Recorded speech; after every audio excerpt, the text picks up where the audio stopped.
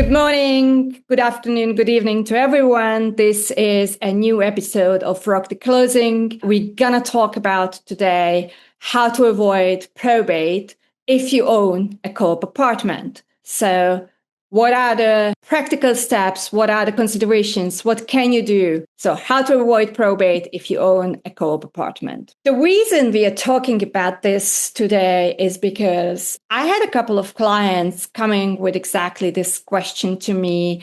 And it happened in the past, and it takes a bit of back and forth thinking. And obviously, the best is to discuss it with an estate and trust attorney. But once again, this question very often pops up if there is a change in circumstances in a family who owns a co-op apartment and people start to think about legacy, about their beneficiaries. And the most important question that pops up is, how can we simplify the process when we no longer there? How can we make life easier for whoever takes over our co-op apartment? What can we do to make it more simple? So, Dalia, who do we have as today's guest who will help us to talk about this? Orsolya and I are so excited that joining us on our podcast today is our very favorite trust and estate attorney, Bracha Etengoff. She is a wonderful trust and estate attorney with a lot of knowledge, and she's going to help us out today through this somewhat complex topic. Bracha can be contacted at her email, bracha@brachalaw.com, and her phone number is 347-640-0993. Of course, that is all on our website, and we have all the resources to get in touch with her if you have any issues or anything that you need to get in touch with her about regarding these topics. So we're really excited to have her today because probate is sometimes a scary word for attorneys who don't do probate, especially some real estate attorneys. So it's great to have her with us to help us out with some of these topics. Welcome, Bracha. Thank you so much, Dalia. It's great to be here. Bracha, so let's dive in. So what is probate and what is the problem for a co-op apartment? So many New Yorkers own a co-op apartment. Sometimes it's the only ownership is a co-op apartment. So what it means for them if the apartment has to go through probate. Can you let us know? Sure. So probate means taking a will to surrogate's court to get it validated, kind of put into effect, and getting an executor appointed to the estate. If you don't have a will, there's a very similar process called administration. But either way, it does tend to take a long time. So what do I mean by that? 6 months, a year. In downstate New York, where we have most of our co-ops, we have a backlog in these surrogates courts. And the problem we have with co-ops is that the shares are personal property. They're not real estate. So a tool like a transfer on death deed that will apply to a house or a condo and allow it to pass outside of probate is not something that we can use for a co-op. Interesting. Okay, good to know. What happens now during the probate? Like, can you sell the apartment? Can you rent it out? What are the beneficiaries' obligations as far as like having to pay the charges? You know, how does that all work? So you can't sell the apartment until that executor is appointed. And that happens when the surrogate court issues what's called letters testamentary or letters of administration. Until you get those magical letters, you're not selling your apartment. You're also not renting out a co-op with a fresh lease. On the other hand, if there's a tenant living there already, they have the same rights as other tenants, in New York State and New York City. And you're not, barring the door on them either and locking them out. They can continue living there. Dalia, now let's crack this open. You are my favorite real estate attorney. So if we want to avoid probate, what are the options there? What can our shareholder do? Yes, I do love to avoid probate for my clients. So I might advise that during your lifetime, in order to avoid probate, a good way to do that is that you put your beneficiary on the stock and lease and make them a joint ownership and make it joint ownership with rights of survivorship, right? So this is the most common and effective tool to get out of probate. So this way, when one owner dies, the surviving joint tenant automatically becomes the full owner, bypassing probate entirely. And sometimes at a real estate closing or at the transfer of a co-op, you'll see there's on leases or on like titles, we can name joint owners with rights of survivorship, or we can also name them as tenants in common. Now, tenants in common is if one owner passes, their share goes to their heirs. This is a way you will not avoid probate because now a share has gone to an heir and, now we're in probate. So with joint ownership with rights of survivorship, we get to bypass that. That's amazing. And how does this work in practice? Could you give us an example for it? Yeah, absolutely. I know sometimes it's a little hard to explain. And sometimes I have to explain at closing when people want to decide, how do I want to take title here? How do we want to own this, right? So let's say a couple owns this, a husband and a wife, or a couple partner and a partner own it, and one of them passes away. Okay, now the surviving partner starts thinking about legacy, right? Maybe they have an adult child, and the current shareholder during their time, what they can do is gift a small percentage of their shares, let's say 10%, to that beneficiary. So they become joint tenants with rights of survivorship now as well. So when the shareholder passes away, the beneficiary automatically inherits the remaining 90%, also avoiding probate. Okay, so let's say you have a couple, one partner passes away, the surviving partner starts thinking about legacy.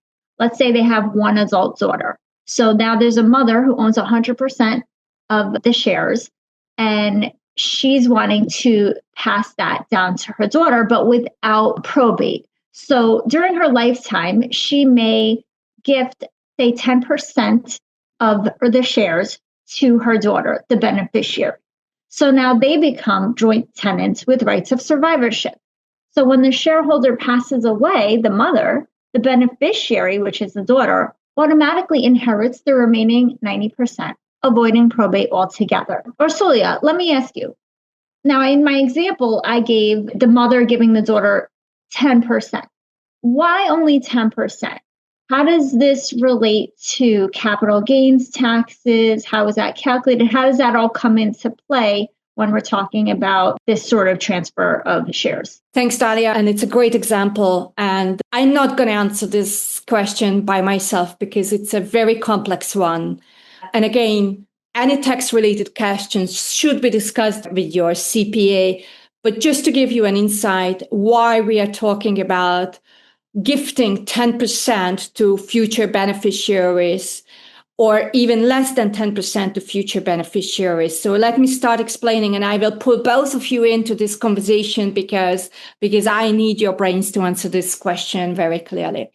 So in our example, let's say that the mother decides to put the daughter on the stock and lease in 2025 and gifts the daughter 10% ownership on the stock and lease. The daughter and the mother, neither of them will have to pay anything in 2025 because we are talking here about a gift. However, when the mother passes, let's say in 10 years, in 20 years, or 100 years, then the co-op's apartment value will be significantly higher than at the time the gift was made. So the tax authorities and the tax obligation will be looking at capital gains tax basis, which will be the time of gifting and at the time of selling off the apartment. Obviously, if the daughter decides to move into the apartment, into the co-op apartment, and live out her life there won't be any capital gains taxes because she will be, at the time of the mother's passing, 100% owner of the apartment. But in case the daughter says, I don't need my mother's apartment and I would like to put it up on the market as soon as possible, then capital gains taxes will be the difference between she received the apartment as a gift, the 10%, and the time she is selling. But the basis for the capital gains taxes will be only the 10% value that she received. Because for the remaining 90%, there will be a so-called step-up basis looked at. Bracha, help me. Step-up basis, what does that mean? So a step up in basis means if you inherit the apartment. So let's talk about that 90% that the daughter will be inheriting. Instead of the tax authorities looking back at 2025 when they're comparing the value between the time of acquisition and the time of sale, they're going to look at the date of death of the mother because that is when the transfer occurred. So you said the mother dies in 2035. Let's say the daughter sells the apartment in 2037. There really should not be, even in New York City, a tremendous amount of change in that small time, not enough to trigger capital gains tax probably on that 90% at least. Right. So basically what we want to do is at the time the gifting is happening between the shareholder and the future beneficiary, you want to give the future beneficiary as little percentage as possible in order to avoid capital gains taxes in the future. What is critically important is that you want to avoid probate. You do this whole process to avoid probate, and because of that, you just give a very small percentage to the future beneficiary. So that's the key, and that's the takeaway in terms of all this taxes, step-up basis, and capital gains taxes. These are things that it's really good to know because avoiding probate is going to save you money, save you time. Avoiding capital gains tax is also going to, save you a lot of money because that's a really large percentage here in New York. So these are really small things that you can do with your attorney to avoid a lot of problems in the future. So I think this topic is really important. I'll just note, Dalia, you see how we talked about this and how complex it is and how many factors you're taking into consideration. This is, co-ops, I understand, don't have deeds, but similar, the stock and leases, it's not as simple as, I'll just put my child on the deed, I'll just put my child on the stock and leases. No, this is an entire analysis that should be done that looks at all the potential ramifications, including tax. Yeah. Absolutely. Correct. So now let's turn into the practicalities. Dalia, how is this process?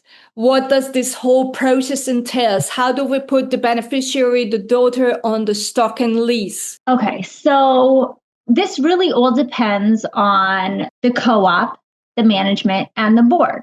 And so for every co-op, it's going to be different. If you've ever spoken to someone who lives in a co-op apartment building or two people, they have totally different experiences, right? Their board might be one way, their management might be another way.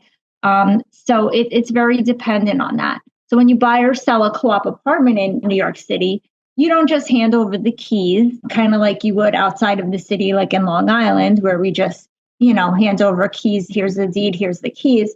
What really happens behind the scenes is a transfer application, right? Because we're not selling real property, we're selling shares. So a transfer application we're transferring shares. So a transfer application is the formal submission that allows the co-op corporation to review and approve the transfer of ownership from one tenant to another, or in some cases, a rental or a refinance.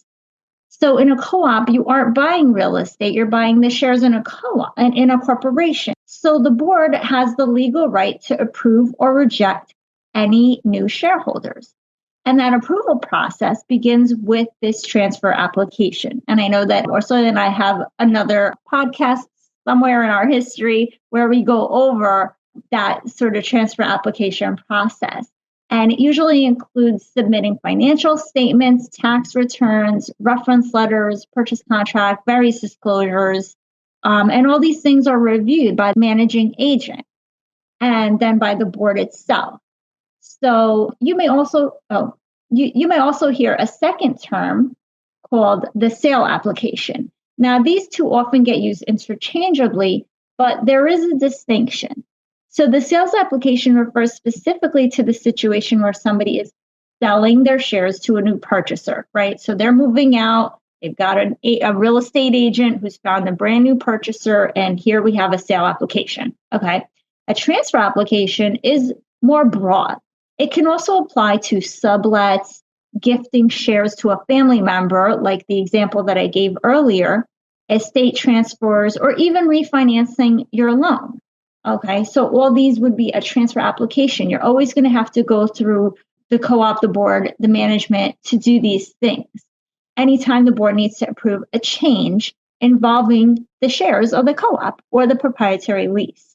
So while every single sale triggers a transfer application, it's not the case in a transfer application. Transfer application does not necessarily mean there's a sale. I hope that's clear. If not, rewind and listen again, because it is important. It is an important distinction. And so that's sort of the process of how we're going to do these things in order to avoid probate. It would be, in my example, that would be a transfer application. Okay. Orsolya, let me throw this out to you. What if the current shareholder has an existing mortgage? Would that have an impact? Yes, absolutely. Yes. But there is good news to it. So lenders are always very cautious, have due on sale clause in their mortgage notes, with the reason that if there is any kind of change in ownership, they want their money back. Now, this is a little bit, the good news is that this is somewhat a different situation, because the current shareholder remains on the stock and lease. But what happens here is that an additional person comes in and will be added to the stock and lease. So the lender is securing the collateral, so the money that they gave against the stock and lease. So they sort of also have to approve that there is a new incoming person. But again, the good news is that the current shareholder will remain on the mortgage note.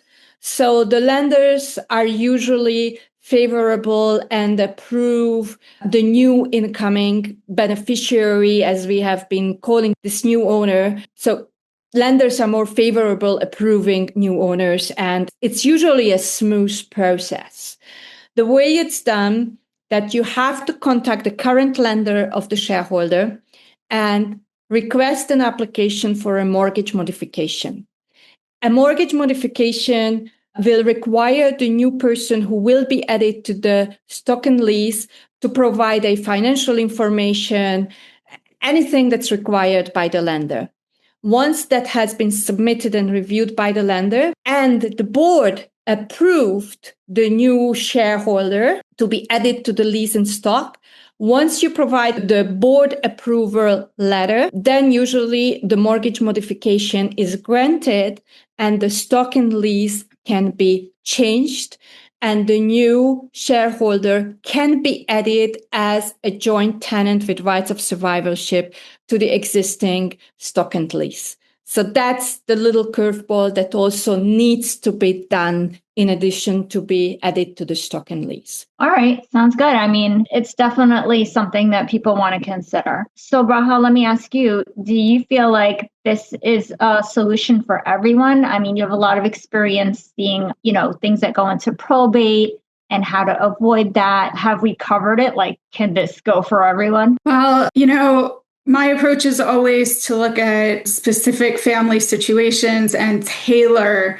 the planning. So this is really good for a family, like the example you gave where there's one child. That example had an adult daughter, right? Because we don't like leaving things outright to minors. We're assuming that adult daughter isn't receiving any government benefits that this outright inheritance would endanger. We're assuming that adult daughter, is going to have kind of common sense and the ability to hire a lawyer and a broker and, maybe not be a spendthrift and waste the proceeds from the sale. Otherwise, we might want to look at a trust for, somebody who is not fitting into this very specific box that I'm talking about. Right. Makes sense. And I guess if there's other children to consider or, situations where there could be like family disputes, then maybe there's another way to go too, right?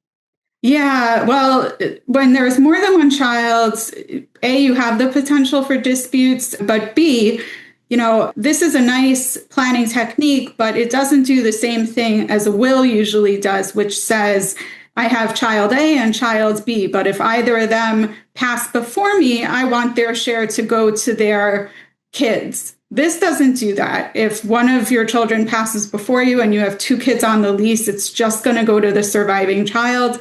And that's not the outcome most people want. That's a really good example, Bracha. Thank you.